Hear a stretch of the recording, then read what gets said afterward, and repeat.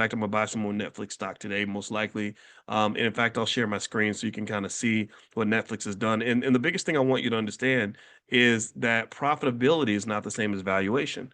So the WNBA is not profitable, but they're extremely valuable. I would love to own even 10% of the New York Liberty. That's pretty massive.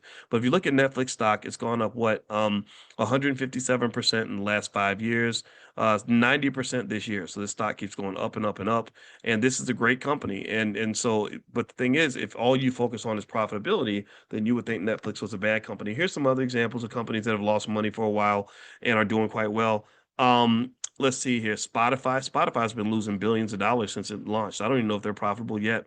They're doing what is called a loss leader model. They're investing heavily in the future. DoorDash lost 1.4 billion in 2020 alone. And think about that. 2020 was a year where everybody was ordering DoorDash. So how in the world did you lose 1.4 billion in a year where everybody was ordering DoorDash? Well, it's because they were making money, but they were spending and investing more than they were making. Spending is not the same as investing. Spending means you're throwing money in the toilet. A lot of us as a community, we love to spend money. We love to go pop it into a stripper thong, go buy some Air Jordans, go waste it on a new Cadillac because we saw it advertised on BET.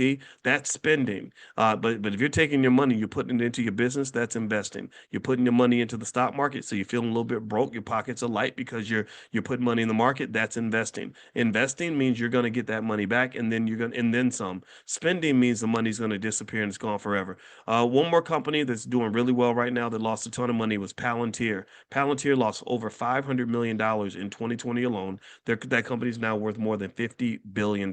So I can keep going down the list. So the WNBA, in my view, is another Uber. It's another Palantir. It's another Amazon. Now they're not. They may not have a $1 trillion valuation like some of those companies, but the WNBA, mark my word, based on everything I know about valuation, the WNBA is exceedingly more valuable than it was just a couple years ago. In fact, I dare say that their valuation has probably increased by $3 or $4 billion or more.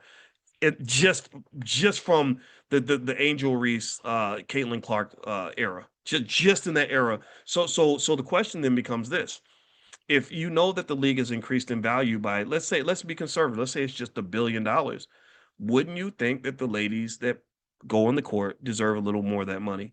I say the answer is yes. And I know that that's debatable. I know that's controversial. I know some people have their opinions, but this is based on what I know about asset pricing. There's a lot of money being made right now in that league. Don't let the profitability fool you. A lot of people make that mistake. They used to say that about Trump. They'd say, well, look, his business has lost money. That means he's a terrible businessman.